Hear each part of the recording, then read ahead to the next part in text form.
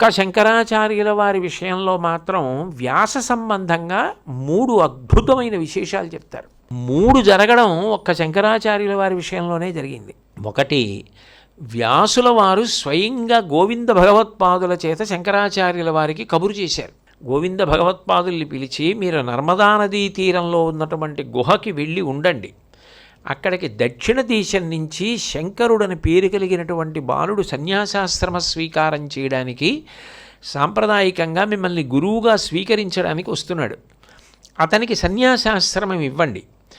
అదే సమయంలో నేను చేసినటువంటి బ్రహ్మసూత్రాలకి భాష్యం చేయమని చెప్పండి అని కబురు చేశారు. అంటే వ్యాసుల వారు స్వయంగా బ్రహ్మసూత్రాలకి భాష్యం శంకరాచార్యుల వారిని చెయ్యమని కబురు చేశారు అంటే శంకరాచార్యుల వారి యొక్క ప్రజ్ఞా విశేషాలు ఎంత గొప్పవి. ఆ తర్వాత భాష్య రచన పూర్తి చేసి శంకరాచార్యుల వారు కాశీపట్టణానికి వెళ్ళిన తరువాత వ్యాసుల వారు అక్కడికి వృద్ధ బ్రాహ్మణ రూపంలో వచ్చారు. ఎందుకనంటే ఇప్పుడు ఆ భాష్య గ్రంథం చదివారనుకోండి, చాలా గొప్పగా ఉంటుంది, అందులో ఏం సందేహం లేదు, అది వ్యాసుల వారు ఇచ్చినటువంటి కితాబు. కానీ ఇది ఇలా ఎందుకు రాశావు, ఇది ఇలా ఎలా అన్వయం అవుతుంది అంటే అప్పటికప్పుడు ఆ చేసినటువంటి వ్యక్తి మాట్లాడుతున్నాడు అనుకోండి, ఆ పాండిత్యం, ఆ ప్రౌఢిమ, ఆయన యొక్క గొప్ప విద్వత్తు చూసి మురిసిపోవాలని వ్యాసుల వారికి కోరిక. కానీ వ్యాసుల వారి వైపు నుంచి ఉన్న పరిమితి ఏమిటి అంటే వ్యాసుల వారు కానీ వచ్చారనుకోండి, శంకరాచార్యుల వారు మాట్లాడరు. ఎందుకని? వ్యాసుడి మీద శంకరాచార్యుల వారికి ఉన్న భక్తి అటువంటిది. కారణం, ఆయన పెద్దల పట్ల, గురువుల పట్ల అంత వినయాన్ని, అంత భక్తిభావాన్ని చూపిస్తారు. కాబట్టి వారి దగ్గర మాట్లాడరు. మాట్లాడకుండా ఆయన చెప్పింది వింటారంతే. వ్యాసుల వారు ఎందుకు వస్తున్నారు? శంకరులు మాట్లాడితే వినాలని వస్తున్నారు. అందుకని శంకరాచార్యుల వారు మాట్లాడాలంటే ఏం చేయాలి? వృద్ధ బ్రాహ్మణ వేషంలో వచ్చారు. వచ్చి బ్రహ్మసూత్ర భాష్యం మీద మాట్లాడడం మొదలుపెట్టారు. నేను ఇత పూర్వం దీన్ని, ఈ ఘట్టాన్ని స్పృశించాను. ఎన్నాళ్ళు మాట్లాడినా ఇద్దరి మధ్య అసలు ఎక్కడా అది పూర్తయ్యే సూచనే కనపట్టలేదు. అది గమనించారు పద్మపాదాచార్యుల వారు. మా గురువుగారితో ఇన్నాళ్ళు మాట్లాడాలి అంటే ఒక సామాన్యమైన వ్యక్తికి సాధ్యమే? ఖచ్చితంగా ఆయన వ్యాసుడయ్యుండి ఉండాలి అని ఇటువైపు శంకరాచార్యుల వారు, అటువైపు వ్యాసుల వారు, మీరిద్దరూ ఇలా మాట్లాడుకుంటుంటే కింకరులం మేమేం చేయగలం అన్నారు. అప్పుడు శంకరాచార్యుల వారు గమనించారు. ఆయన ఆ మాట్లాడడంలో గొప్ప ఆనందంలో ఉన్నారు. ఆనందంలో ఉండి వచ్చిన వారు వ్యాసుల వారన్న విషయాన్ని గుర్తించలేదు. గుర్తించకూడదనే కదా వ్యాసుడి కోరిక. ఆనందంలో ఉన్నారు వ్యాసుల వారు, ఎంత బాగా ఇచ్చారు బ్రహ్మసూత్ర భాష్యం. ఆ మాట పద్మపాదాచార్యుల వారు అనగానే పరిశీలించి చూశారు. చూసి వీరు వ్యాసులే అని నిర్ణయించుకున్నారు. ఆ వ్యాసుల వారే అని నిర్ణయించుకున్న ఉత్తర క్షణంలో శిష్యులతో కలిసి సాష్టాంగ ప్రణామం చేశారట వ్యాసుల వారికి. అప్పుడు అసలు వ్యాసుల వారి యొక్క రూపాన్ని ఎంత గొప్పగా వర్ణించారో. ఎలా ఉన్నారంటేట, సత్యస్య సప్తధికాచ్ఛదరవింశతిముక్తికాఢ్యాం సత్యస్య మూర్తిమివ బిభ్రతమక్షమాలాం తత్తాదృశస్వపతివంశ వివర్ధనాత్ ప్రాక్తారావళీముపగతామివ చానునీతుం. 27 ముత్యాల పూసలు పట్టుకున్నారట చేత్తో. అంటే జపమాల కింద ఉందిటది. 27 ముత్యాలతో కూడుకున్నటువంటి మాల. అది 27 మాల పట్టుకుంటే అది చూడ్డానికి సప్తధికాచ్ఛదరవింశతి మౌక్తికాఢ్యాం పట్టుకుంటే వ్యాసుల వారిని చూస్తే ఎలా ఉందంటేట 27 నక్షత్రాలు తెల్లగా మెరిసిపోతూ శంకరాచార్యుల వారి చేతికి వచ్చి అలంకృతమై 27 నక్షత్రాలు వ్యాసుల వారిని ప్రార్థన చేస్తున్నాయిట. ఏమని? తారాపతి అని కాదు, చంద్రుడికి పేరు. మా భర్త అయినటువంటి చంద్రుడి యొక్క వంశాన్ని మీరు వర్ణించండి. చంద్రవంశాన్ని మీరు వర్ణిస్తే వ్యాసుల వారు చంద్రవంశాన్ని వర్ణించారు అని లోకంలో మా భర్తకి ఎంతో కీర్తి కలుగుతుంది. అని 27 నక్షత్రాలు వ్యాసుల వారిని ప్రార్థన చేస్తూ తిరుగుతున్నాయా అన్నట్టుందిట చేతిలో ఉన్నటువంటి ముత్యాల మాల. అందుకు కదూ మహాభారతాన్ని ఇచ్చారు. అంత గొప్ప భారతాన్ని లోకానికి ఇచ్చినటువంటి మహాపురుషుడు వ్యాస భగవానుడు. కాబట్టి అలా ఉన్నారట పట్టుకుని. ఉండడం కాదుట, ఆ వృద్ధ బ్రాహ్మణ రూపాన్ని విడిచిపెట్టి శంకరాచార్యుల వారికి దర్శనమిచ్చినప్పుడు వ్యాసుడు ఎటువంటి దర్శనమిచ్చారంటే, శార్దూల చర్మోద్వహనీన భూతేరుద్ధాళనీనాపి జటాలతాభి రుద్రాక్షమాలావలయీన శంభూరర్ధాసనాధ్యసన సఖ్యపాత్రం. శంకరుడు ఎలా పులి చర్మం కట్టుకుంటాడో అట్లా పులి చర్మాన్ని కట్టుకున్నారట. ఒళ్ళంతా భస్మోద్ధూళిత సర్వాంగం విభూతి రాహేసుకున్నారట. గొప్ప తపస్సులో ఉంటారు కదా ఎప్పుడు. అందుకని జడలన్నీ కూడా ఎర్రగా అయిపోయాట. అరుణజటేశ్వరుడని పేరు శంకరుడికి. అలా ఎర్రటి జడలతో ఉన్నారట. ఉండి రుద్రాక్షమాలలు మెళ్ళో వేసుకున్నారట. ఇది ఎవరి స్వరూపం? శివస్వరూపం. వ్యాసుడెవరు? నారాయణ స్వరూపం. ఇప్పుడు అలా ఉండి వ్యాసుల వారు నిలబడితే ఎలా ఉందంటేట చూడ్డానికి, చాలా గొప్ప స్నేహితుడు వచ్చాడనుకోండి ఒక రాజ్యానికి. ఆయన ఒక గొప్ప రాజు, ఈయన గొప్ప రాజు. రాజులేమి ఇద్దరు చక్రవర్తులే. ఆయన చక్రవర్తి, ఈయన చక్రవర్తి, ఇద్దరు స్నేహితులు. అందుకని ఆ చక్రవర్తి ఈ చక్రవర్తిని చూడ్డానికి వచ్చాడు. అప్పుడు ఆ చక్రవర్తి ఎంతో ఆదరభావంతో, ఎంతో ప్రేమభావంతో రండి కూర్చోండి అనాలనుకోండి. ఎక్కడ కూర్చోబెడతాడు? ఎక్కడ కూర్చోబెట్టినా చక్రవర్తి స్థానానికి తక్కువే, స్నేహభావానికి తక్కువే. అందుకని చెప్పి అర్ధసింహాసనం ఇస్తాట. ఓ పక్కకి జరిగి ఏకపీఠం మీద కూర్చున్నప్పుడు భగవంతుడి తీర్థం ఏదో తీసుకునేటప్పుడు భర్త ఏం చేస్తాడంటే అదే పీట మీద పక్కకి జరిగి కొంచెం ఒదిగి కూర్చుని భార్యని కూడా ఆ పీట మీదే కూర్చోబెట్టుకుని తీర్థం ఇచ్చేస్తాడు. కొద్దిగా ఇరుకనిపించినా అది దంపతులకి ఒక గొప్ప పవిత్రమైనటువంటి విశేషం కదూ. ఆ పెళ్లిలోనే మరి ఏకపీట మీద కూర్చోబెట్టారు. పూజలో కూడా పూజ పూర్తి చేసి భార్యకి తీర్థం ఇవ్వాలి అనుకుంటే ఆ పీట మీదే కొంచెం జరిగి భార్యని పక్కన కూర్చోబెట్టుకుని తీర్థం ప్రసాదం ఇస్తాడు. అట్లా స్నేహితుడిని గౌరవించాలి అనుకున్నప్పుడు కూడా ఏం చేస్తారంటే కొంచెం ఆసనం మీదే పక్కకి జరిగి రండి అని ఆయన్ని పక్కన కూర్చోబెట్టుకుంటారు. విష్ణువు శివస్వరూపాన్ని పొంది కనపడడం ఎలా ఉందంటేట, శివ మీరు శంకరాచార్యుల వారిగా ఉన్నారు, నేను నారాయణుండి వ్యాసుల వారిగా ఉన్నాను. మీ పట్ల నేను ఎంత సంతోషాన్ని పొందాను అంటే మన ఇద్దరి మైత్రి అటువంటిది. నిజానికి నేను చేసిన ప్రతిజ్ఞ నిలబెట్టడానికి మీరు వచ్చారు, మీరు చేసిన దాని గొప్పతనం చెప్పడానికి నేను వచ్చాను అని చెప్పి ఇక్కడ మీరు నన్ను గౌరవించారు, నేను మిమ్మల్ని గౌరవించడం అంటే నేను మీ రూపాన్ని పొందానని అర్ధసింహాసనం ఇచ్చి కూర్చోబెట్టుకున్నాడా శివుణ్ణి నారాయణుడు. శివకేశవులు ఇద్దరూ ఒక ఆసనం మీద సగం సగమై కూర్చున్నారా అన్నట్టుగా ఉన్నారట వ్యాసుల వారు. ఆ భావాలు మౌనంగా మాట్లాడుకుంటే మనసులు అప్పుడు వచ్చేటటువంటి ఆనందం. నిజానికి మాట దానికి ప్రతిబంధకం. ఏదైనా మాట్లాడిచ్చారనుకోండి ఆ ఆనంద ధారకు అది అడ్డు. అట్లా కాకుండా మౌనంగా మాట్లాడుకున్నాయనుకోండి మనసులు, అప్పుడు పొందే ఆనందం విలువ. శంకరాచార్యుల వారు అంత ఆనందాన్ని పొందారట. అందుకే దర్శనం కాదుట, అది సందర్శన అంటే. అంత సంతోషపడిపోయారట వ్యాసుల వారిని చూసి. వ్యాసుల వారు శంకరాచార్యుల వారిని చూసి అంత సంతోషపడిపోయారు. నేను ప్రతిజ్ఞ చేశాను, యదా యదా హి ధర్మస్య గ్లానిర్భవతి భారత అభ్యుత్థానమధర్మస్య తదాత్మానం సృజామ్యహం అని. ఎప్పుడెప్పుడు ధర్మమునకు హాని కలిగితే అప్పుడప్పుడు అవతారం తీసుకుంటానని నారాయణుడు ప్రతిజ్ఞ చేశాడు. కలియుగంలో మనసులలో ఉన్న రాక్షసుల్ని సంహరించి తొలగించడం కుదరదని బోధ చేసి తొలగిస్తానని శివుడు శంకరాచార్యుల వారిగా వచ్చాడు. ఎంత ప్రీతి! ఆ ప్రీతి భావనతో మీరు ఈశాన సర్వవిద్యానాం మీరు చేస్తే భాష్యం ఇలా ఉంటుంది అని మురిసిపోయి లోకానికి చెప్పడానికి వ్యాసుడు వచ్చాడు నారాయణ స్వరూపంగా. అప్పుడు ఇద్దరు జ్ఞానులుగా కలుసుకున్నారు. అది అసలు ఎంత అపూర్వమైనటువంటి విశేషం.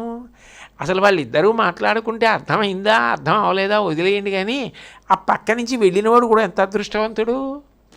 అసలు నిజంగా అది ఎంతటి భాగ్యం అప్పుడు. ఒకే పరమాత్మ శివకేశవులుగా నిలబడ్డమే అంత గొప్పగా ఉంటే, శివకేశవులుగా ఉండడం కాకుండా ఇద్దరూ మహాజ్ఞానులుగా నిలబడి మాట్లాడుకోవడం ఎంత గొప్పగా ఉంటుంది. అది ఈ దేశంలో జరిగింది. ఎంత అదృష్టవంతులం మనం ఈ దేశంలో పుట్టి, వాళ్ళు పుట్టి వాళ్ళు అలా అవతారాలు స్వీకరించి మాట్లాడుకున్న చోట మనం కూడా పుట్టాం. అది చాలదా? అదొక్కడి చాలు ఈ జన్మకి. కాబట్టి ఎంతో సంతోషించారట. ఎప్పుడైతే శంకరాచార్యుల వారు సాష్టాంగ ప్రణామం చేసి వ్యాసుల వారిని స్తోత్రం చేశారో, అసలు ఆ మహాభారతం గురించి ఎన్ని చెప్తారో, భాగవతం గురించి ఎన్ని చెప్తారో, మీరు అంత బాగా రాశారు, ఇంత బాగా రాశారు, కృష్ణుడి గురించి ఇలా రాశారు, ఆ ఘట్టం ఇలా రాశారు, ఈ ఘట్టం ఇలా రాశారు అని ఎంత స్తోత్రం చేస్తారో వ్యాసుల వారిని శంకరాచార్యుల వారు. ఆనందపడిపోయారు వ్యాసుల వారు.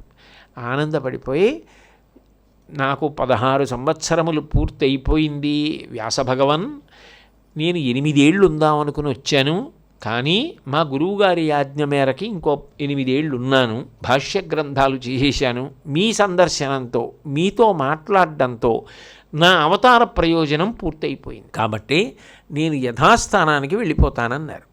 అంటే అప్పుడు వ్యాసుల వారు, అట్లా కుదరదు, నువ్వు వెళ్ళిపోతే దీన్ని ప్రబోధం చేసేవాడు లేడు. 2, నీ దర్శనం చేత దేశమంతా పులకితం కావాలి. 2, 3, మీరు మాట్లాడిన కారణం చేత అవిద్య, అజ్ఞానం, అవైదికం తొలగిపోవాలి. అందరూ మళ్ళీ వైదిక మార్గంలో ప్రయాణం చెయ్యాలి. కాబట్టి మీరు ఇంకొక 16 సంవత్సరములు ఉండండి శరీరంలో అన్నారు. అంటే వ్యాసుల వారి ఆజ్ఞ మేరకు వేరొక 16 సంవత్సరాలు ఉన్నారు. ఉండి 32 సంవత్సరాలు అయిన తర్వాత అప్పుడు ఆయన విదేహమోక్షం, ఆ శరీరాన్ని పరిత్యజించారు. కాబట్టి వ్యాస సందర్శనం అనేటటువంటి మాట శంకరాచార్యుల వారి జీవితంలో ఒక అద్భుతమైనటువంటి ఘట్టం. అది చిన్న విషయం కాదు. అందుకని ప్రత్యేకంగా దాన్ని వ్యాస సందర్శన ప్రీతాయ నమః, వ్యాసుణ్ణి దర్శనం చేసిన కారణం చేత మీరు అంత ఆనందాన్ని పొందారు. పైగా వ్యాసుల వారికి ఉన్న గొప్పతనం ఏంటంటే వ్యాసోచ్ఛిష్టం జగత్సర్వం అని పేరు. వాంగ్మయం అసలు వ్యాసుల వారు ఇవ్వనిది లేదు. వాంగ్మయం అంతా వ్యాసుల వారు కటాక్షించిందే ఈ లోకానికి. ఎందుకంటే 18 పురాణములు ఎవరిచ్చారు? వ్యాసుల వారు ఇచ్చారు. వేద విభాగం ఎవరు చేశారు? వ్యాసుల వారు చేశారు. బ్రహ్మసూత్రములు ఎవరిచ్చారు? వ్యాసుల వారు ఇచ్చారు. ఇవన్నీ చాలదన్నట్టు వేదాంతర్గతమైన ధర్మాన్ని పట్టుకోగలరో పట్టుకోలేరోనని పంచమవేదమైనటువంటి భారతాన్ని లోకానికి అందించారు. ఇన్ని ఇచ్చినటువంటి మహానుపురుషుడు. అందున భాగవతం ద్వారా కలియుగంలో ఉండేటటువంటి దోషాన్ని నివారించాలని భాగవతాన్ని ఇచ్చారు. అంతటి మహోపకారం చేసిన వారు వ్యాసుల వారు. అందుకే వ్యాస పౌర్ణమి నాడు సన్యాసులు కూడా వ్యాసుణ్ణి పూజించాలి అని నియమం పెట్టింది శంకరాచార్యుల వారే. వ్యాసుడంటే శంకర భగవత్పాదులకు అంత గౌరవం, అంత మర్యాద. గురు పౌర్ణమి అంటే అది దేని కొరకు నిర్దేశింపబడింది అంటే వ్యాస పూజ. సన్యాసులు కూడా వ్యాసుణ్ణే పూజ చేయవలసి ఉంటుందని నియమం చేశారు శంకరాచార్యుల వారు. ఎందుకంటే ఆయన లోకానికి చేసినటువంటి మహోపకారం అటువంటిది వ్యాసుల వారు. ఆయన లేనినాడు వాంగ్మయం ఏది? ఆయన ఇచ్చినవే పురాణాలన్నీ, ఆయన చేసిందే వేద విభాగం, ఆయన ఇచ్చినవే బ్రహ్మసూత్రాలు. అంతటి మహానుభావుడు. కృష్ణద్వైపాయనం వ్యాసం సర్వలోకహితే రతం వేదాబ్జ భాస్కరం వందే. వేదములనబడేటటువంటి తామర పువ్వు వికసనం పొందడానికి భాస్కరుడై ఉంటారట ఆయన, సూర్యుడై. వేదాబ్జ భాస్కరం వందే శమాది నిలయం మునిం అని కీర్తిస్తారు. ఇది శంకరాచార్యులు వారే ప్రస్తుతి చేసినప్పుడు వాడిన శ్లోకం వ్యాసుల వారిని. మీరు ఇంత గొప్పవారు అన్నారు. అటువంటి వ్యాస సందర్శనం చేత శంకర భగవత్పాదులు ఎంత ప్రీతి పొంది ఉంటారు. పైగా మిగిలిన ఎవ్వరికీ దక్కన అదృష్టం ఒక్క శంకరాచార్యుల వారికే దక్కింది. 3 విశేషమైనటువంటి మలుపులు శంకరాచార్యుల వారి జీవితంలో వ్యాస భగవానుడి వలనే కలిగాయి. కాబట్టి ఆ నామాన్ని గౌణంగా అన్వయం చేశారు. అట్లాగే భగవత్పాద సంజ్ఞకాయ నమః అంటున్నారు. ఇది చాలా గంభీరమైనటువంటి నామం. సర్వసాధారణంగా ఏం చేస్తారంటే పాదులు అని వాడతారు. ఎవరిదైనా పేరు చివర అంటే ఎవరికి పడితే వాళ్ళకి వాడకూడదు. అది పరమ గౌరవనీయులు అంటే పేరు చివర పాదులు అని పెడతారు. గౌడపాదులు అంటారు. గౌడపాదాచార్యుల వారు గౌడపాదులు అంటే పాదులు అంటే అర్థం ఏమిటంటే ఆ పాదములు ఉన్నాయే అవి మనం ఆశ్రయించవలసినటువంటి పాదములు. ఆ పాదములు తప్పకుండా పట్టుకుని తీరాలి. అంతటి మహాపురుషులు అంటే అప్పుడు పాదులు అన్న మాటని అన్వయం చేస్తారు. అందుకే మీరు చూడండి, ఒక్క ఇద్దరికి తప్ప మిగిలిన వాళ్ళందరికీ కూడా ఈ పాదులు అన్న మాటనే అన్వయం చేసి మాట్లాడతారు. శంకరాచార్యుల వారికి స్వయంగా పరమాచార్య స్థానం గౌడపాదాచార్యుల వారు అయినా గౌడపాదాచార్య అంటారు అంతే. కానీ ఒక్క శంకరులకి శంకరుల గురువుగారైనటువంటి గోవిందుల వారికి వీళ్ళిద్దరికీ మాత్రం భగవత్పాద అంటారు. శంకర భగవత్పాద, గోవింద భగవత్పాద, గౌడ భగవత్పాద అనరు. గౌడ భగవత్పాద అన్న మాట లేదు అన్వయంలో. గోవింద భగవత్పాద, శంకర భగవత్పాద. ఎందుకు ఆ మాట అనాలి అంటే అవి సాక్షాత్ భగవంతుని యొక్క పాదములే. ఎవరు శంకరాచార్యుల వారు? సాక్షాత్తుగా శంకరాచార్యుల వారు శివుడే. గురువుగారి పాదాలు దేనికి పట్టుకుంటారు? భగవంతుణ్ణి చేరడానికి పట్టుకుంటారు. శంకరాచార్యుల వారి పాదాలు పట్టుకుంటే భగవంతుడే చేరినట్టు. ఎందుకని? భగవంతుడే గురువుగా ఉన్నాడు. సాధారణంగా లోకంలో ఏం చెప్తారంటే నీ కంటి చేత చూడడానికి వీలు కానటువంటి గురుతత్వమే ఒక రూపంతో కళ్ళ ముందు కరచరణాదులతో ప్రకాశించి గురువుగా తిరుగుతోంది. గురుర్బ్రహ్మ గురుర్విష్ణు గురుర్దేవో మహేశ్వర గురు సాక్షాత్ పరం బ్రహ్మ తస్మై శ్రీ గురవై నమః అని. కానీ అటువంటి గురువు భగవంతుడన్నది సాధారణ సిద్ధాంతం.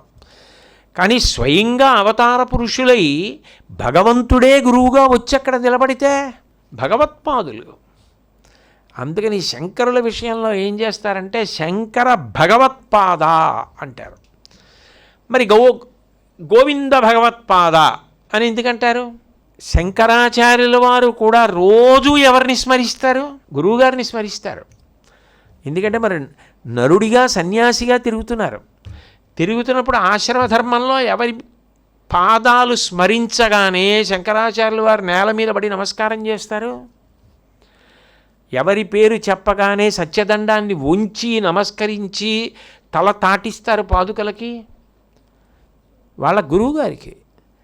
అప్పుడు ఈయన భగవత్పాద, ఆయన కేవలం గోవిందపాదులు అని ఎలా అంటారు మీరు? అలా అనడానికి కుదరదు. ఎందుకంటే శంకరాచార్యుల వారికి పైన గురువుగా ఉన్నారు దీక్షనిచ్చి. పైగా శంకరులు అవతార పురుషులని మొట్టమొదటే కనిపెట్టింది ఎవరు? గోవింద భగవత్పాదులు. అందుకు కదా పేరు మార్చలేదు. సన్యాసనామం యోగ పట్టా ఇచ్చేప్పుడు పేరు మార్చాలి. మార్చకుండా శంకరం లోకశంకరం, శివుడు శంభుమూర్తి శుభములను పంచడానికి వచ్చాడు, సుఖములను. ఆయన పేరు మార్చడానికి నేనెవరిని అని శంకర అని ఉంచేశారు. ఉంచేసినప్పుడు ఎవరు భగవత్పాదులని మీరంటున్నారో ఆయన నాకు ఈయన భగవంతుడని నమస్కారం చేస్తుంటే ఆయనకి భగవత్ శబ్దం తీయడానికి మన అధికారం ఏంటి? అగౌరవం. అందుకు తీయడానికి వీల్లేదు. అందుకని వాళ్ళిద్దరికీ భగవత్పాద ఉండిపోతుంది పేర్లల్లో. ఆ పైకెడితే మళ్ళీ గౌడపాదుల వారి దగ్గరికి లేదు.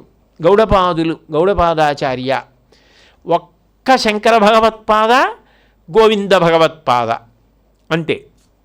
శంకరాచార్యులు వారు ఏదైనా చెప్పవలసి వచ్చిందనుకోండి గురువుగారి గురించి, విశేషం ఏంటో తెలుసా? పాద శబ్దం తనకి తీసేస్తారు. తన పాదములు పట్టుకోవాలన్న మాట ఎలా వస్తుంది? గురువుగారి పాదాలు పట్టుకోవాలంతే. అందుకని అప్పుడు చెప్పవలసి వస్తే పుష్పిక అంటారు. అంటే ఏదైనా పూర్తి చేసేటప్పుడు చెప్పిన మాటలు ఏమున్నాయో దానిని పుష్పిక అని పిలుస్తారు.